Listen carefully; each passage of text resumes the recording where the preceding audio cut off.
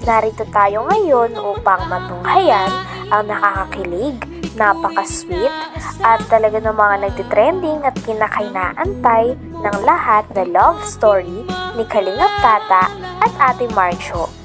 Sa pagpapatuloy ng ating istorya ay naganap na nga ang pinakauna at simulang vlog ni Kalingap Tata at Ate Marjo o Tambalang Marta.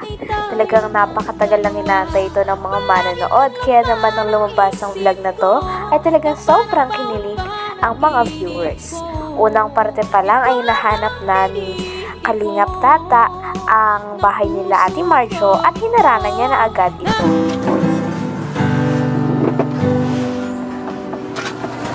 Pinamasdan kita nang hindi mo alam na pangarap ko ikaw ay akin.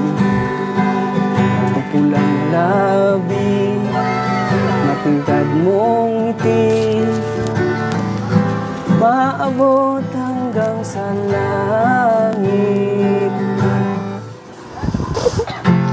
Huwag ka lang titingin sa akin at baka matunaw ang puso ko sabik. Sa atik ako'y nauhumaling, sa tuwing ikaw lapit ang mundo ko'y tumitigil para lang sa'yo ang awit ng aking puso.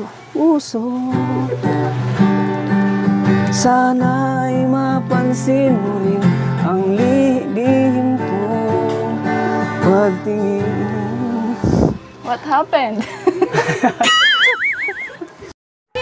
Grabe at kitang-kita nga kay Ate Marjo na habang kinakantahan siya ni Kalingap Tata ay grabe at kinikilig din ito.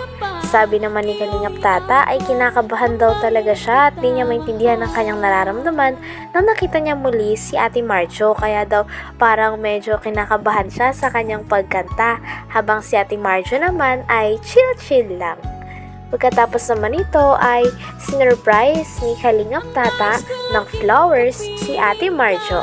Nang nakita ni Ate Marjo ang flowers na ito ay grabe din ang kanyang saya. Grabe na din talaga magpakilig si Kalingap Tata at sabi pa nga nila ay bagong gising lang daw noon si Ate Marjo kaya inantay pa nila. Para sa'yo, Jo. Ganun. Thank you.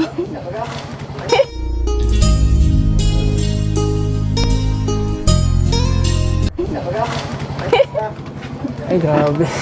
Kumusta ka na, Jo? Okay lang ah. Kagigising lang. Minsan na sa kanta ko, medyo kinabahan ako. Nakita kita eh. Grabe yung kaba ng puso ko eh. Ganun? Kanina hindi pa ako kinabahan. Nung nakita na kita, grabe yung kaba ko. Oh? Baka di pa kayo kumain. Bakit mo nahulaan? Ha? Di pa nga kami kumakain eh.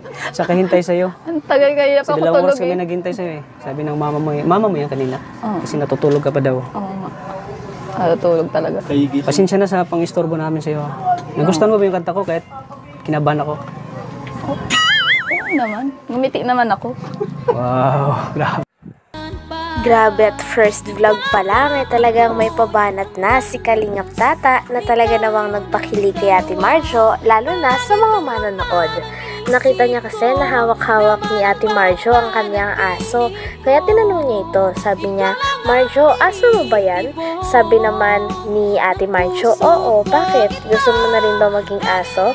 Sabi naman ni Kalingap Tata ay oo, para maalagaan niya din si Kalingap Tata. Nang narinig naman ito ni Ate Marjo ay grabe ang tawa niya at kinilig din talaga si Kalingap Tata. Talagang umpisa pa lang ay kinikilig na rin ang mga manonood dahil ito ang kanilang pinakahinihintay ilang araw na. Pagkatapos naman nun ay hiniling naman ni Kalingap Tata na baka kung pwede nang lumabas si Ate Marjo sa kanilang bahay nang sa ganon ay mas maging maayos ang pag-uusap nila. Hulaan. Ha? Di pa nga kami kumakain eh. Akala ko ako lang kinakabahan. Pati ikaw din pala. Kinakabahan din siya pero nakita sa kanya mata. Oo. Hindi siya dating yung kinausap natin dati na ano, yung chill-chill lang. Yung parang ano na eh. Parang may kahalong ka ba? Aba. Hindi ko alam eh. Hindi pa talaga ako ano ko lang eh. Kumain ka na? Ha? Baka hindi ka rin kumain. Hindi ka Kumain ba ako? Ha? Oo, kumain ako.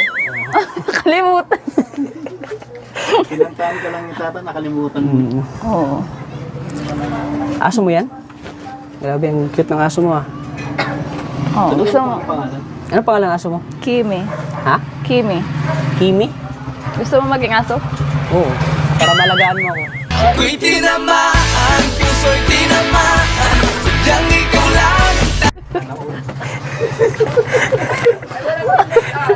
Sana aso na lang ako. Para lagi mo akong binubuhat. Grabe, ang ganda talaga ni Marjo. Ano? Alam mo, nung Curious din si Kalingap Tata kung nagustuhan ba ni Ate Marjo ang kanyang pagkanta kahit kinakabahan ito. Sabi naman ni Ate Marjo ay okay na okay pa rin sapagkat napangiti pa rin siya sa kanta ni Kalingap Tata na Sa Iyong Ngiti.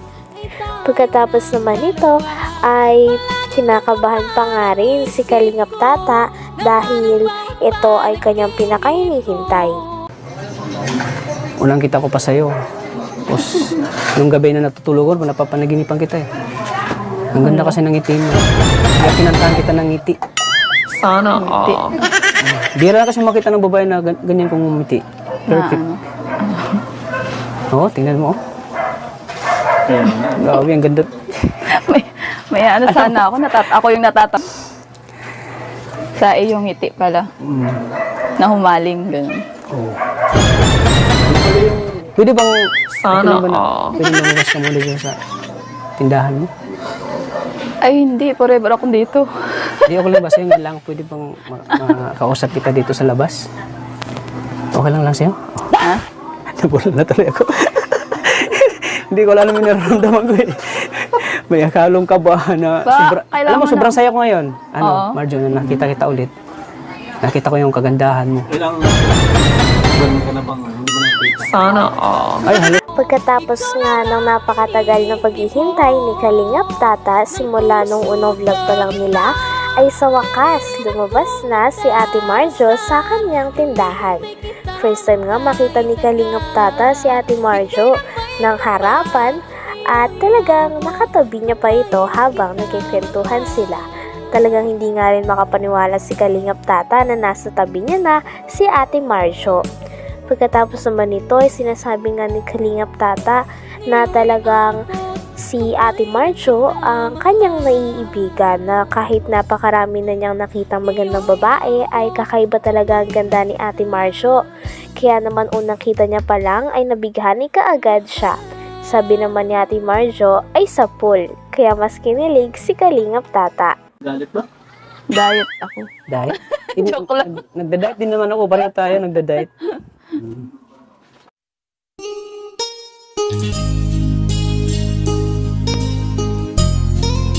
Grabe. Kanina pa talaga kayo? Oo.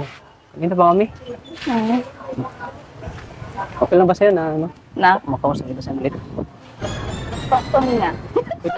Sana Pwede all. ko. Okay lang sa'yo? Oo. Ang ganda talaga ng mga kalingap mo. Abutit na kapag hintay na. Parang hindi na ako makapagsalita eh. Nandito lang ako sa tabi ko. Oo, hanggang mamaya, tulala ka na naman. Sabi daw. Si Kuya. Alam mo, sino sabi na tulad ako? Kuya, ano? Bakit Sino alam yun? nila? Rock. Starax. Ayun. Rockstar pa naman. Lalo na pag nakakita ko ng magandang katulad mo. Lalo ako natutulala eh. Bakit nga ba ganun?